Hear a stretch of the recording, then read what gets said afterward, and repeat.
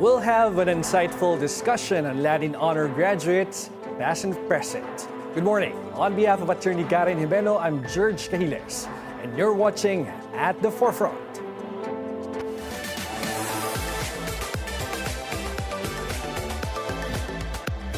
Once reserved for a rare few, Latin honors are now earned by the majority of graduates in some of the country's top universities.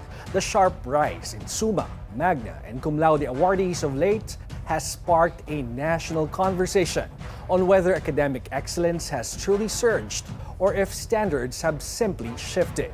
In an age of leniency, AI tools, and evolving teaching norms, what does it still mean to graduate with honors? Our discussion this morning will be fun and substantial thanks to our summa cum laude attendees. From Ateneo de Manila University, BS Psychology summa cum laude graduate of 2024, Lorraine Joy Zaragoza. Good morning, Lorraine. Good morning, Sir Gerg. And from UP Diliman, Bachelor of Arts in Speech Communication, summa cum laude graduate of 2025, Jheremy Acqua Cabuhat. Good morning, Acqua. Good morning, sir. Well, thank you. And proudly wearing their medals, badge of honors. And we are really proud of what you have achieved. So thank you for joining us this morning.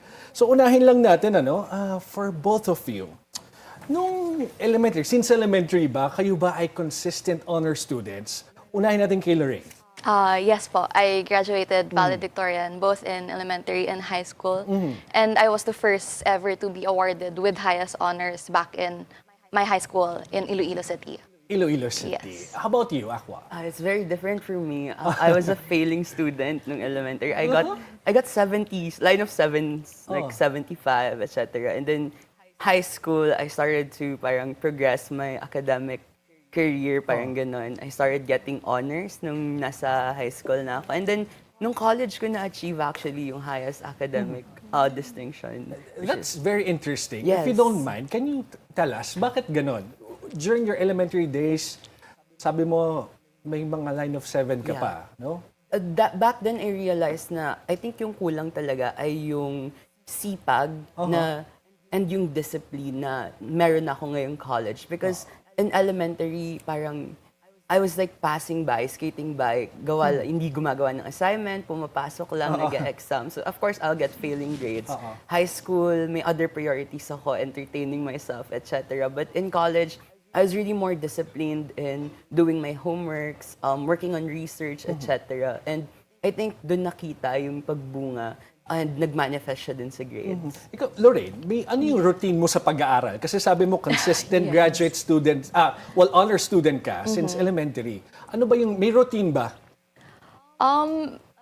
Yes, I think I just always make sure to be ready whenever I go to school. And siguro for me, I really like studying. So it's something that makes me happy. So I think that's it. And the fact that I'm an only student, so I have like no other chance to get along with others. So I just study. So and I like it. Pero may pressure ba from your parents to, to excel?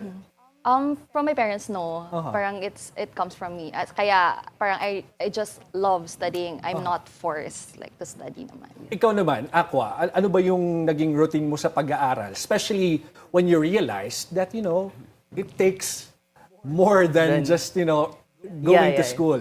Wala rin akong pressure, same with Rain.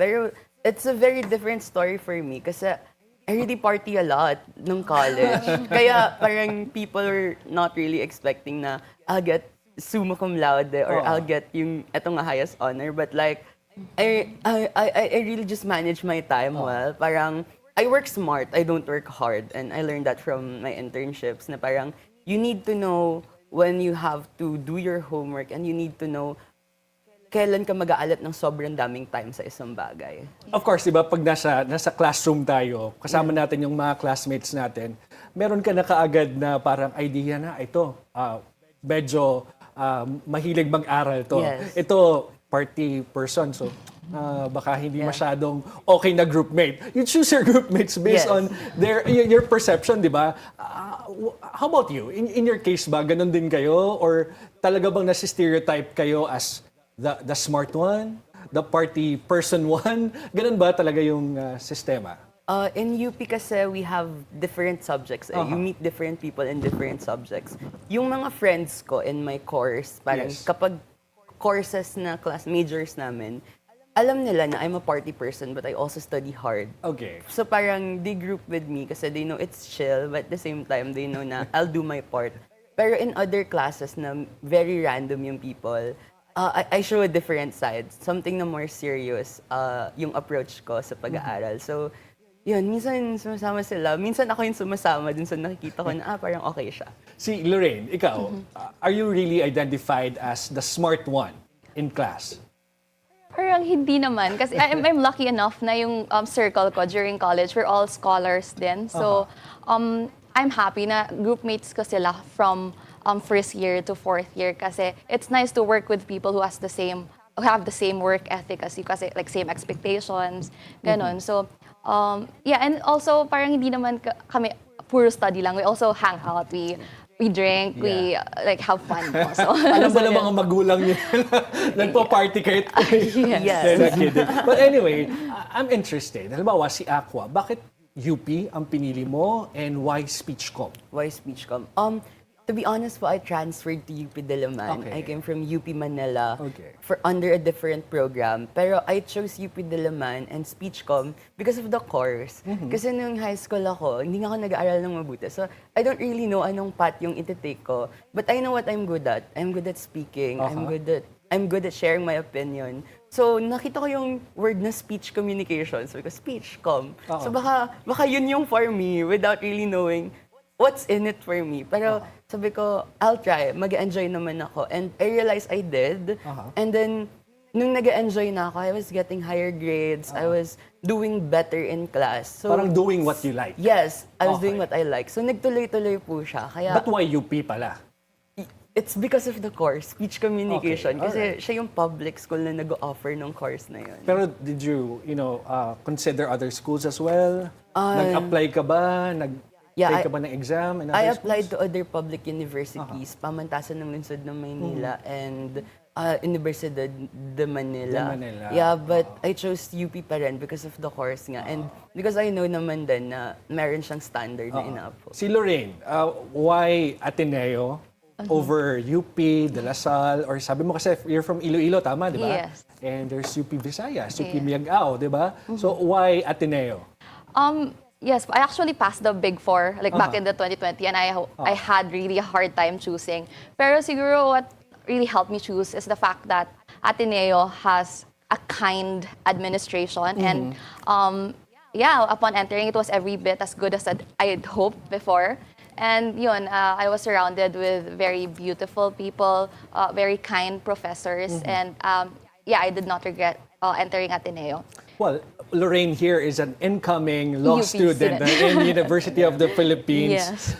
Ano ba, tinake mo ba talaga yung psychology because knowing that you will take law school after? Actually, I was torn between med school and law school before. So I took up psych because of that, but not primarily because of that. I just really love studying about human mind and behavior. And I learned a lot, especially right now where there's still a lot of stigma around mental health. So it's one of my advocacy. So that's why I took up BS Psychology. And I think it's very helpful also when it comes to law school and law in general. Well, speaking of psychology, mental health, both of you experienced studying during the pandemic, no? Yung pandemic setup sa pag-aaral. How was it like?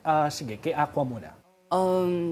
Nung pandemic po, nasa bahay lang yung mga tao. Same as me.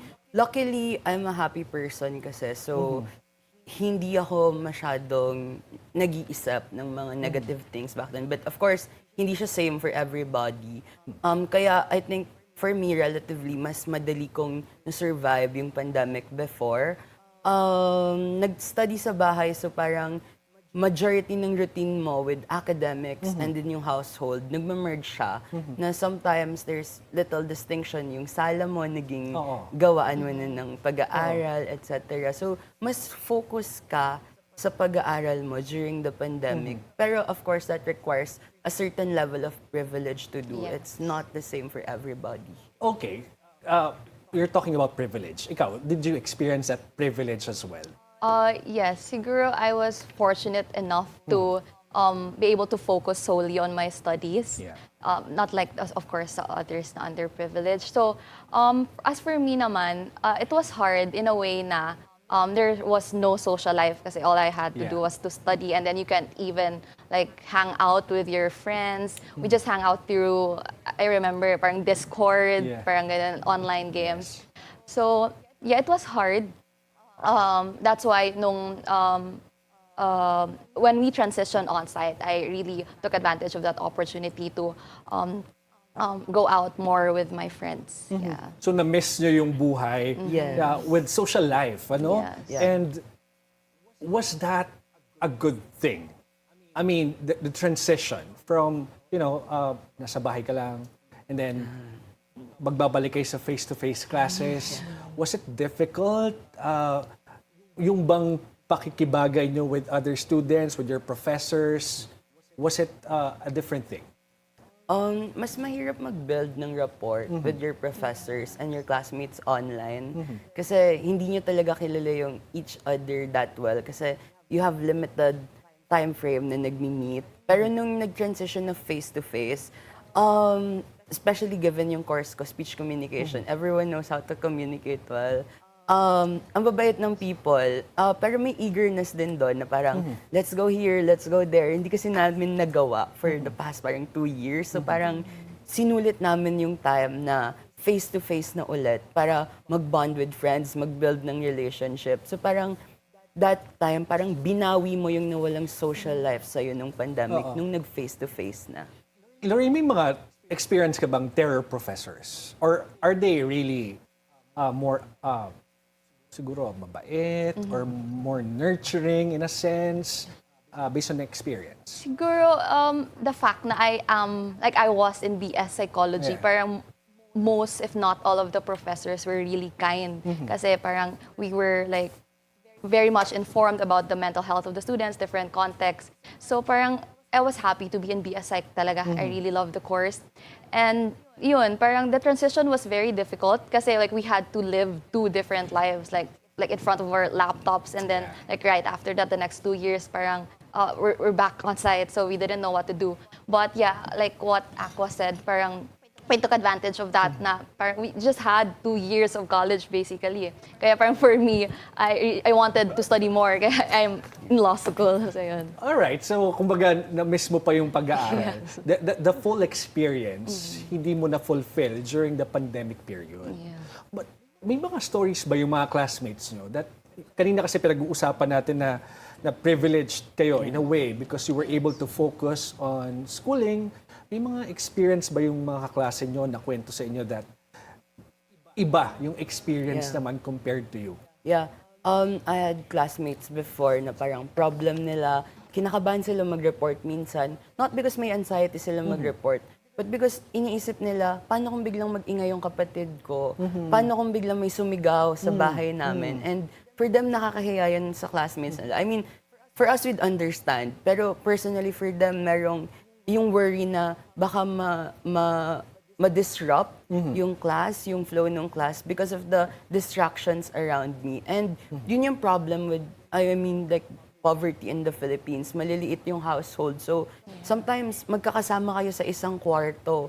And, syempre, hindi naman pwedeng habang nag-aaral that's ka, true. yung family mo walang ginagawa, di ba? Oo. Of course, they do their own Tuloy thing. lang ang buhay. Yeah, habang Oo. ginagawa mo yung sayo. And, ultimately, maglilid yun ng magma-merge na mag-welcome, may naglalakad sa background ng isa na naka-towel pa or something. Yeah, it's So, difficult. That's true. Anyway, Lorraine, are you grade conscious? I would say yes, but How? not so much naman. Parang Paano? I really make sure to prepare for an exam. But if like example, I get a low score, I don't like dwell really much on Yeah. it. So I use it as an opportunity. So hindi naman na parang dapat ganito talaga yung grade ko, ganun. Hindi naman po. You know, full disclosure, I also teach. But, kaya tinatanong ko, are you the type of student who also ask your professor to curve your grade? Kasi may mga ganun eh. Di ba, by the end of the term or end of the sem, sir, is there anything that we could do, additional work, so that to curve the grade, no? Na-experience mo ba yun in the... yeah. For me, I did not experience yung pag-curve ng grade. Parang hindi ako yung nanghingi. Pero I had classmates before who tried to ask na i-curve yung grade. Pero kasi grade negotiations are not allowed in the university. Okay. So hindi siya pwedeng gawin. So kahit nanghingi ng leeway yung mga kaklase ko before kung pwede, hindi pumayag yung professor because grades are not negotiable. Tas basically ganun lang naman po. Going forward naman, some professors are very open naman na mas lenient sila compared to others or mas lenient na yung way ng teaching nila. So hindi naman necessary need mag-negotiate ng grade. But of course, ang open for negotiation ay yung syllabus and yung class activities na parang, is this manageable for you guys? Bago pa mag-start yung Bago exam. mag-start yung term o yung semester na pag-uusapan na between the professor and the students. Alright. Now, pinag-uusapan natin. Ikaw, Lorraine, have you tried asking your professor, medyo hindi ako satisfied sa grade? Or kung hindi man ganon, you thought na mali yung nabigay na grade sa'yo? Ako personally, parang hindi. Kasi I account for my scores na for every assessment. So parang expected ko na yung grade ko at the end of the year. Pero there were a lot of times kasi I was a class beadle. So parang nagtatanong kami sa mga classmates whether we want to request for a curve or a bonus task for us to pull up our grades. Yes. May mga professors who agree, pero there are very few of them. And then, merong hindi talaga, outright during the orientation, sinasabi na never approach me for curves. Yeah, ayoko rin nun. Inis talaga ako pag nilalapitan ako. Kaya sa start pa lang ng term, I tell them, no, hindi ako nagbibigay ng ganyan. But anyway, thing is, pumasok kayo sa college na may objective ba kayo na you will be attaining Latin honors. Naisip mo ba yun right away na ikaw magiging summa cum laude ako?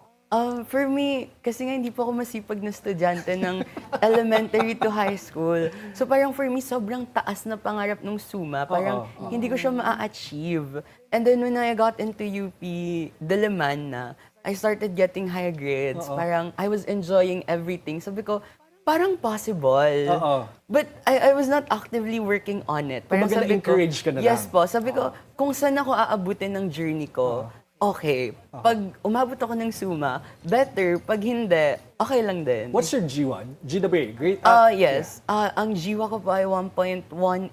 Wow. So basically, it's medyo nasa end siya, nasa dulo siya. So the last semester, parang I was worrying about one course na lang. Kasi if I get 175 dun sa course na yon, I will not graduate as summa cum laude. Fortunately, I got an uno dun sa inantay ko na class. Anong subject yan? Film 178, Queer Cinema.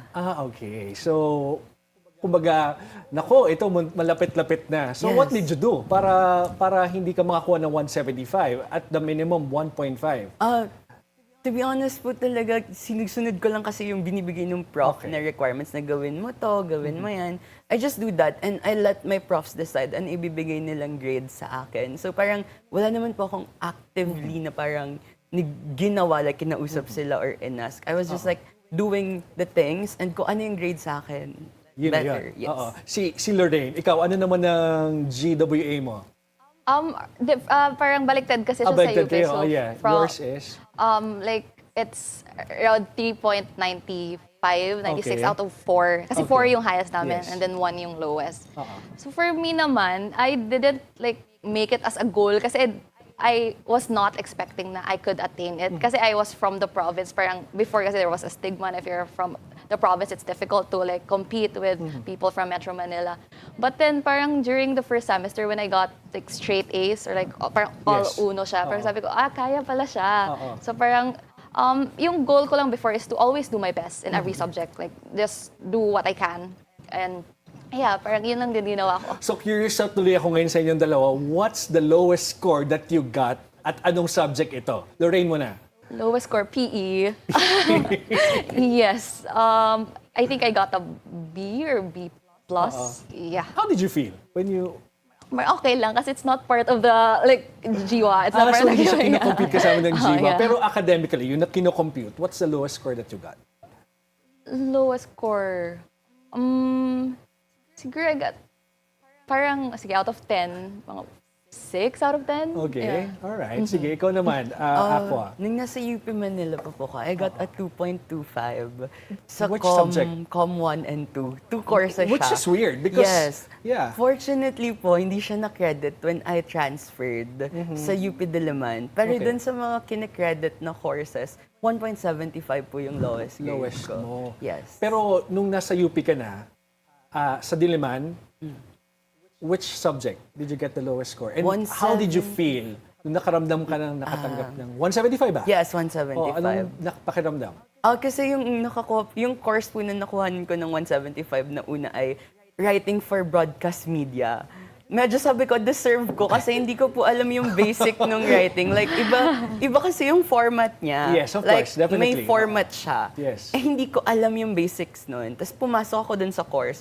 So, nagsulat ako ng narrative na kwento, like the one you read in a novel. Yes. Sabi ng prof ko, that's not it. That's not how you write here. Sabi ko, okay lang. Gets ko Naku, sinong naman. prof ni Acqua na to? From UP Masco. Kidding. But yeah, definitely magkaiba naman talaga. Ikaw, nung nakakuha ka ng pinakamababang score, how did you feel? Sad. Pero Oo. natawa din naman ako na parang ganito pala yung, kaya ko pala mag-score na ganito kababa. Pero it's okay. Parang, I took it as a learning opportunity lang naman po to like, work harder and like do better. Oo. Kasi at the end Yeah. of the day, ang nakukuha ka sa sinasabi ni Acqua ngayon is that malinaw kung ano yung requirements ng professors and you discuss it ahead. Yes. What are the requirements and paano ako makakakuha ng highest score na kaya kong i-comply. Ganon. So, mas may management. So, do you feel that somehow your professors are more lenient nowadays? Well, at least during your time no, sa college. Mas lenient ba sila? Mas understanding? Mas nurturing? How? I feel like my profs are more related to the students, more understanding in a way na they approach their students and really try to understand saan sila nanggagaling, anong context nila.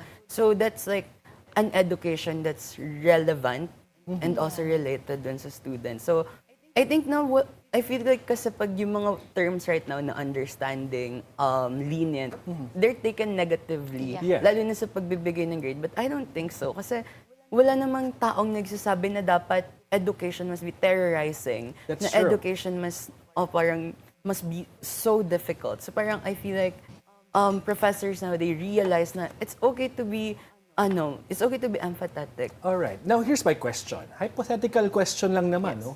Kung hindi nagkaroon ng pandemic, sa tingin nyo ba kayo ay gagraduate ng summa cum laude? But before you answer that, no, at the forefront, we'll be back after a short break.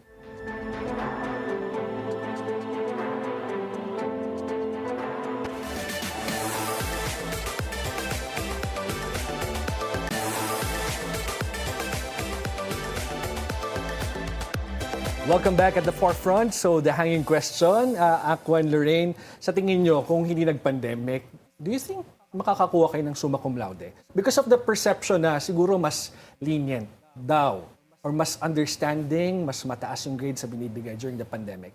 Well, number one, do you agree? And number two, sa tingin mo ba, magsusumma cum laude ka? Acqua muna. Ako po, medyo iba yung magiging sagot ko. Oo. I'm not sure Okay. kung magiging summa cum laude ako kung hindi nag-pandemic. Because ang dami ko pong natutunang work ethics nung pandemic. I learned how to manage my time. I learned how to use a lot of online tools. Okay. Kasi nga, naging online yung everything. Yeah, hindi na accessible yung Yes. library physically. Oo. So I think if ever man po, nangyari yun, I feel like kaya pa rin mag-summa cum laude, pero mas terrorizing yung experience. Alright. personally. Sige, si Lorraine naman. Ako, I would like to start na parang based on my grades, parang the first 2 years naman, it's not much different from the last 2 years. So basically parang same yung trend whether pandemic or not. But I would say na I still, like Acqua, like I still don't know whether I will be summa cum laude or not. Pero siguro I think the pandemic helped in such a way na it made people more compassionate, more understanding na not a lot of people are on the same boats, even if we are under like the same storm. So parang it translates until like on-site experience na people are more understanding, that there are a lot of people, underprivileged individuals who had to work twice as much as others. So parang, ayun, I would like to say na the pandemic helped when it comes to, not glorifying the pandemic, of course, but it helped when it comes to making people understand na a lot of people are struggling and we should be more understanding of them. Si Acqua, are you diligent or are you a smart student? Actually, tinanong ko po yan sa friend ko. kasi mahina ako sa math. Sabi ko parang hindi ako smart. Okay. Ang sabi niya sa akin, magaling ka. Yun daw yung gagamitin niyang term because in everything that I do, I always try to do my best, of course. Pero personally, I would say I'm a smart worker po. Parang, Smart worker. Yeah, I work smart, not hard. Parang, Lorraine, about you, are you diligent or are you smart? Siguro both, but I think I am more hardworking. I Okay. work hard kasi parang I believe na no matter how smart you are, if you're not working hard, if you're not like doing your tasks, you still won't achieve high grades. So ngayon, syempre may perception. Sabi mo nga, magaling ka, matalino ka, masipag ka. Ganun yung perception sa inyo ng mga tao. So how do you deal with people that, you know, hindi mag-catch up doon sa antas nung galing at talino na meron kayo? In a setting, paano yun? Sa akin po, the thing that I do with that you assess ano yung strength ng person na yun. Ano yung comfortable ka na gawin independently. And then if you need help, just contact us. Parang ganun po yung basically ginagawa namin doon. Kasi in UP naman ba parang everyone knows what they're doing naman. So parang ang difference lang talaga ay may mga people na hindi nakakasabay, pero hindi kasing sipag mo sa paggawa ng mga bagay. So you ask them na lang po your availability, your capabilities, and kung ano yung need mo na help. How about in Ateneo? Paano ba? How do you deal with those people na hindi nakakasabay? Siguro I would like to say na we all have our different strengths and weaknesses. So parang, for example, when it comes to group work, siguro, personally, I set a meeting and then we delegate tasks based on our expertise. So kung saan ka feel mo mag-excel, yun yung task for you. And then we just help each other out along the way. All right, so since you're both from Katipunan, Ateneo and UP, let's play a game and we'll call it Battle of Katipunan. Okay, kung sa UAP meron tayong Battle of Katipunan, meron din tayo dito at the forefront. Now, I'll ask questions, so just answer as wisely and creatively as summa cum laudes could give. You could give a brief answer or an explanation why. Okay? Sige, unahin natin. Who has better food options? UP. Ateneo. Why? Quickly, bakit? We have JSEC na it's made by, like, it's a business by students. All right. We have why UP? A2 and kiosks. All right. Now, who has the greener campus vibe? UP Ateneo. UP, of course. I think UP. you But agree? Ateneo, there's a lot of trees also. All right. Why UP? There are a lot of trees in UP Yeah. and maraming nag-run sa UP. Okay. Who's better in the UAAP? UP. Nag-agree na lang si Lorraine na UP kasi incoming UP student yan siya. Okay, so who parties the hardest? Ateneans ba o mga scholar ng bayan? Ateneans, I think, based on pop-up. UP, yeah, I think Population. then. Naglalaban kami sa pop-up. Sige. Who's more competitive? UP, I think. You think? I think. Why? Parang, I don't know, based on my experience lang sa psych lang yung Yes, context yes, ko, yes. parang we don't really much compete with each other. Parang pero I don't know. It's a I was not competition really- against yourself. Yeah. All right. Who are the better multitaskers? UP Ateneo. I think Ateneo. Okay, Ateneo. Bakit? I don't know, baka may problematic to, but I think they're more privileged than us. Oh no, do you So think it's so? easier to multitask. That's true. And we have a lot of organizations. Parang it's wow. more active. That's That makes sense. Okay. Who has the juiciest freedom wall posts? UP Ateneo. Sinong mas maraming mga matitinding mag-post sa freedom wall? Maraming expose o walang gustong sumagot? Who has a better bonfire event? UP Ateneo. Sino mas bongga ang bonfire? UP?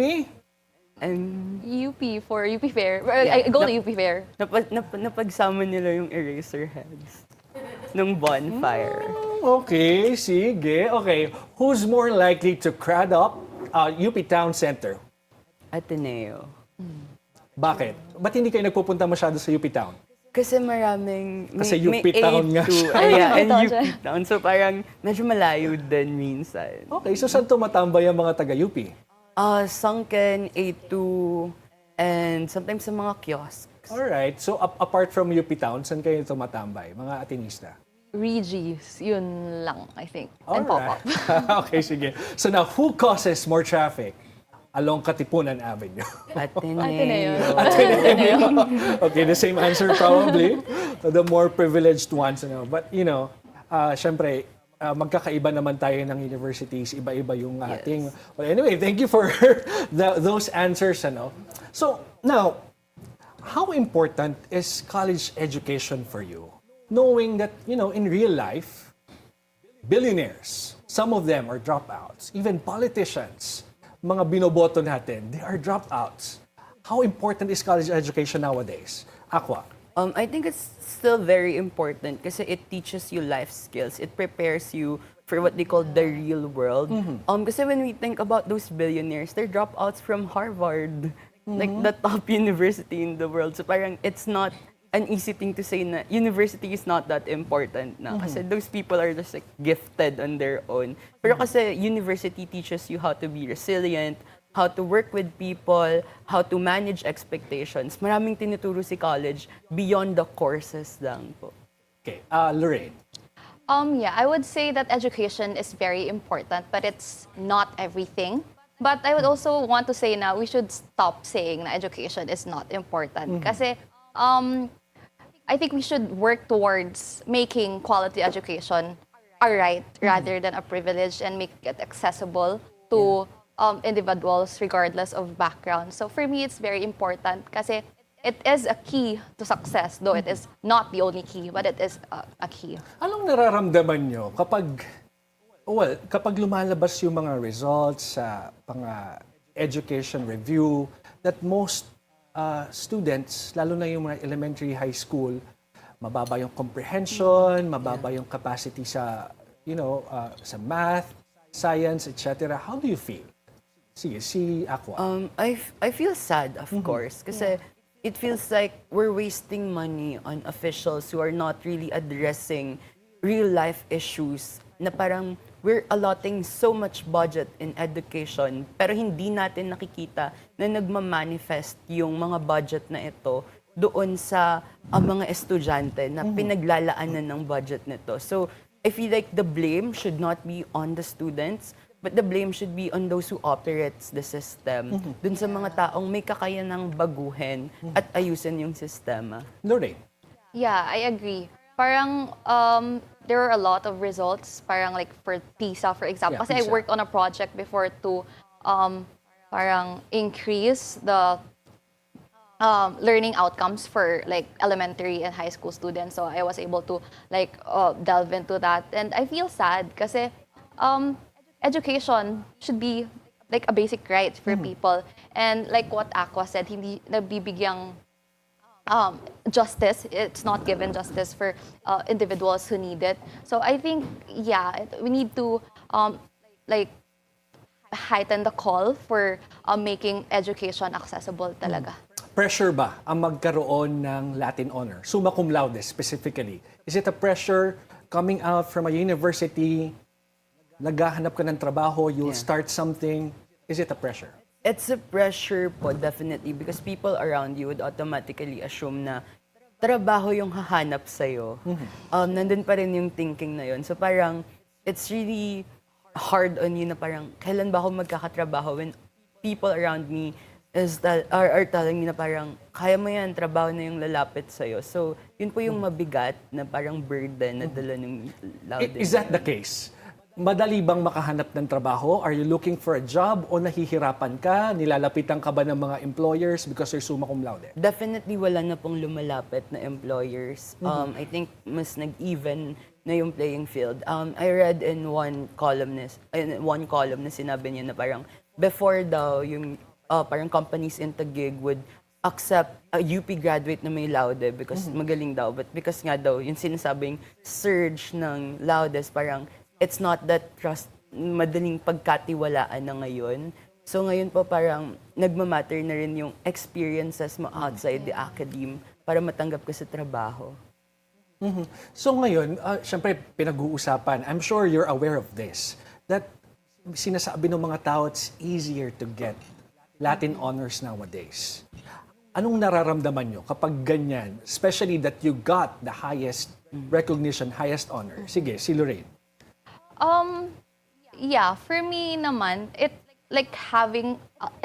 for me it's not something to mourn. It's something to celebrate kasi that means a lot of students nowadays are excelling, a lot are attaining the standards of like what it needs to be a laude. And for me, it doesn't lessen its value at all kasi I think we should stop treating academic achievements as a badge that only a few are allowed to wear. So parang for me, it's meant to be shared, and it's a good thing that many students are more equipped with the right amount of resources because right now we have technology, we have AI, information is very much accessible right now compared to that of the previous generation. Yeah, so at the end of the day, what truly defines a successful graduate? Honors, real-world skill, values, or something else? I think it's all in it. Parang lahat together. You need to have values, of course. In UP, it's honor before excellence. And then, kailangan meron ka ding, of course, experiences outside. Kasi nga, as I was saying po, they're also looking na hindi nang sapat na fresh grad ka. Kasi pag nag-apply ka, kailangan may 1 year of experience ka. But the issue nga is, fresh grad ka, saan mo kukunin yung 1 year of experience na yon. So, there are a lot of things right now para maging successful ka. And of course, the demand in the outside world, outside university is parang it's getting tougher, especially for grads to enter the workforce. All right. I wish you both well. So thank you very much, Lorraine Zaragoza, and we also have Acqua Cabuhat for joining us this morning. Thank you so much, guys, and good luck. Ang gagaling nyo.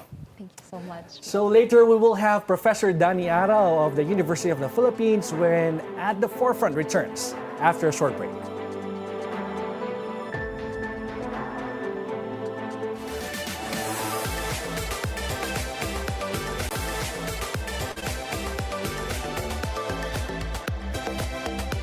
To give his thoughts on the Latin Honor debate, from the UP College of Media and Communication, Professor Danny Arao. Good morning, Professor Danny. Yes, good morning, Gerg, and thank you for having me. Nice to see you again. Yes, sir. Thank you so much for joining us. Medyo mainit-init ang nagiging debate po tungkol sa Latin Honor, sir. What is your take?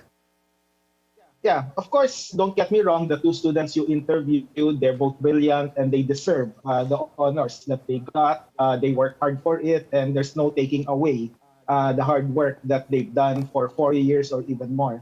However, we also need to look at the surge in the number of Latin honors, especially after the pandemic.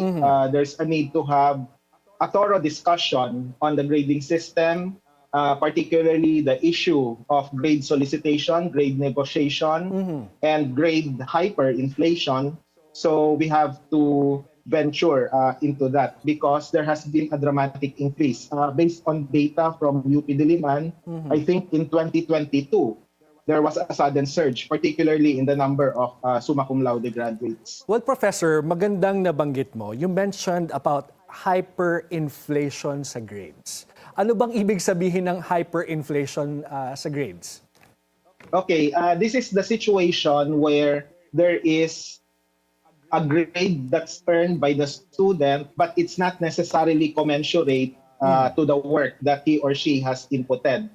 this should be differentiated from the quote-unquote ordinary grade inflation, because when you talk about hyperinflation, it's the sudden surge in the grades wherein, for example, in the University of the Philippines, the highest grade is 1, next is 125, and then 1.5. What happens is that in one class, several students, more than half even, would get grades in the range of 1.0 to 1.25. Don't get me wrong, Gerg. It's possible that it can happen, especially if you have very, very brilliant students. Yes. But what's most likely to happen in an ordinary classroom setting is that there would be fair distribution of the grades, because when you try to look at the output of the entire class, you have to identify which stands out and which would be on the average side and which would fall by the wayside, so to speak. Kumbaga go ahead, please. Pero Go ikaw, ahead. Professor, do you practice that? Hyper inflation of grades? Ginawa That's a mo ba good yan? question. Oh. Yeah, actually, that's a good question. During the pandemic, there was a no-fail policy, and we had to be more considerate to the personal and professional circumstances of students. So I admit on national television that grades, as far as I was concerned, and along with my other colleagues, I won't name them, of course, there was an artificial increase in the grading system, particularly in 2020 and 2021, those particular years. So yes, that happened. Pero sir, ngayon pinag-uusapan nga itong Latin Honors. Sa tingin mo ba with the surge of awardees, nababawasan ba yung sinasabi lang prestige? Or dapat ba may prestige ang Latin Honors? Well, it's like this. We cannot be too elitist when we talk about Latin Honors, because there are specific circumstances surrounding the earning of grades. For example, if you're a working student, sometimes there are certain factors that come into play when you fail to submit requirements or you're unable to beat deadlines. And in journalism classes, deadline is very much non-negotiable. So there are certain circumstances that would have to be looked into.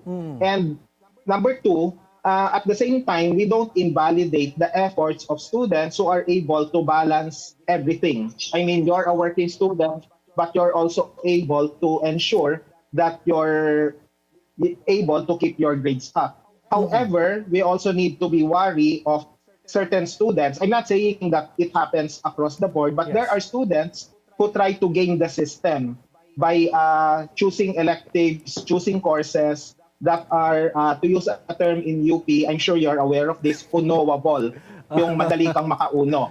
And unfortunately, there are certain faculty who give out grades of 1 as if it's a dime a dozen, so to speak. So these things could happen. So that's why, going back to the issue, to your question as to whether is there some prestige in Latin Honors, to some extent, yes, but there are certain qualifications that come into play. And we must be considerate of students who have no Latin Honors but are still able to overcome various obstacles that came their way. Actually, they should be the ones giving the valedictory address, if you ask me. Look for someone who was able to pursue all difficulties, regardless of the grades that he or she got, and then let him speak before the graduating class. He or she would be in a better position to do so. Pero alam mo, Sir Danny, I'm just wondering, sabi mo kasi noong 2020, 2021, during the height of the pandemic, medyo mas naging lenient ka talaga, no? Pagbibigay ng grades. But what happened after? Nagtuloy-tuloy ba itong ganitong sistema? Or what is your observation? Well, my personal observation, if we draw from my own experience, I tried to go back to the old period, to the old system where you become stricter when it comes to requirements, where deadlines are non-negotiable, because in journalism, especially in writing classes, these are non-negotiable things. And when you edit on the basis of form and content, your grades could be pulled down by virtue of wrong information or even wrong grammar. You know what happened? Again, this is from my personal experience. Yes. By 2022, 2023, when I went back to the old system, I got a lot of criticism because there is a student evaluation of teachers toward the end of the semester. Yes. So these are all anonymous comments, and I was labeled as passive-aggressive, too strict, too inconsiderate, and there was even one student who said that I'm the direct opposite of the pandemic type of teaching that I had. So what happened to me? Ano raw nangyari sa akin? So, you know, those things can happen. I really don't mind and I really don't adjust based on such comments. But what I do take into account would be the constructive comments. There are students who still appreciated the fact that things are much stricter, and I have nothing but the highest respect for these students. They may have gotten low grades as a result, but they still learn in the process. Pero alam mo, Sir Danny, ang iniisip ko ngayon, how about the institutions? Let's say, sabi mo kanina, ang UP nagkaroon ng no-fail policy, ano? Correct. Na-lift na ba yan? Or kailangan bang may mga baguhin? What's your proposal to be able to readjust to the pre-pandemic situation na kaya na binabanggit mo? Okay, that's a good point. Actually, this is a good time to rethink the grading system altogether, including the distribution of Latin honors. In other countries, you should remember that grades are practically non-existent. So there's just simply a pass or fail system. It's either you pass or you fail. And the students are evaluated individually. So there are detailed qualitative and quantitative evaluations that are given to them toward the end of the semester. And that would determine whether or not they can move on to the next school years, so to speak. So you don't need to provide grades ranging from 1 to 5 or from A plus to F. So it's just simply pass or fail. And in the process, you abolish the Latin honor system. So there should be considerations like that, especially in a situation where it would appear that the old ways of grading do not apply anymore to the new ways of learning. For example, right now you have Google, you have artificial intelligence, so you have a lot going on for the students. And even in the writing of certain requirements, you just need to write the proper prompt so that you can come up with an article that you can pass off as your original work. I mean, that's unacceptable. By the way, that's unacceptable. But these things are possible right now. And don't get me started with the situation of academic commissions right now that are spread out on social media. In the past, you have to go to Recto to have your thesis manufactured there. That's but true. But now you can do that, through the keyboard and then just exchange transactions through e-wallet. So, those things would have to be considered. Sir Danny, I would like you to react to this. Kasi in 2023, Professor Jerry Lanuza of UP Diliman as well, he said that itong Latin honors, it's not really an elite circle. It's not a commodity that when there's an oversupply, it becomes cheap. What's your reaction? Yeah, that's a good point. I know Jerry, he's a friend of mine, and that's one way actually of looking at it. You don't cheapen it. However, the other question, underlying question would have to be the fact that why do we need to commodify, education or Latin honors in the first place? I mean, if you graduated with a laude, whether cum laude, magna, or summa, okay, good for you. Congratulations. But as mentioned by your two guests a while ago, it's not necessarily an entry point toward whatever you want to do. So that's why there's a need to rethink. Do you really need Latin honors at this particular time where the new ways of learning may, necessitate new ways of grading or new ways of evaluation? I mean, there are a lot of lessons that can be learned from other countries, especially universities that don't give out grades but still produce brilliant students. Oo, papaano ngayon? Kasi binabanggit mo, parang pwede kasing pass or fail na lang yung mga estudyante. Kaya lang, in terms of international standards, kailangan ba nating sumabay sa ganon? Na some universities pa rin naman give out grades. Some universities, if you want to pursue higher education, masters, it will require you to have this numerical grade, or sometimes kailangan may Latin honors ka para ma-accept ka doon sa kanila. Yeah, that's a good point. Actually, the devil is in the details, so to speak. There can be certain degrees of equivalency as to how you passed and how you failed for each courses. However, if we are really the leading university in the Philippines, for example, UP and Ateneo, sama na rin natin yung Ateneo sa discussion, both universities can take the lead that others can follow. We don't need to think about international standards when local economic development should be our priority. Basta't may pagkakasundo yung lahat or mayorya ng mga universidad sa Pilipinas, sorry ako nagtatagalog na tayo, there will be that particular push for universities to make the necessary adjustment, and then for the corporate world or the industry to follow suit. Okay. I mean, I'm sure they would understand. The industry people will understand what academia is trying to figure out right now. Well, so just to wrap things up, sir, no? So what is your message to the students, your fellow academicians siguro, no? In terms of honoring excellence siguro pagdating sa pag-aaral, pagdating sa academia. Go ahead. Honor and excellence, yeah, thank you. Honor and excellence, regardless of the university that we are affiliated with, should be defined along the lines of social relevance. So grades may be important, and this is part of normal conversation during graduation season. But more than that, we have to come up with a quick solution as to what kind of graduates we're trying to shape. Are we shaping graduates just for employability in industry, or are we trying to foster good citizenship and critical analysis so that we can lead the change for the better? We don't want a cheap and docile workforce in the industry, and we don't want to be trapped into, thinking of ways to produce as much summa cum laude graduates, for example, as possible, so that they are more employable in the eyes of industry people. So social relevance should be the key here, and the push for social change should happen in the university. All right. Thank you very much, Professor Danny Arao, Honor and Excellence in everything that we do. Thank you very much, and good morning, sir. Yeah, maraming salamat. Once a mark of rare academic distinction, Latin honors are now at the center of a growing debate on standards, equity, and meaning.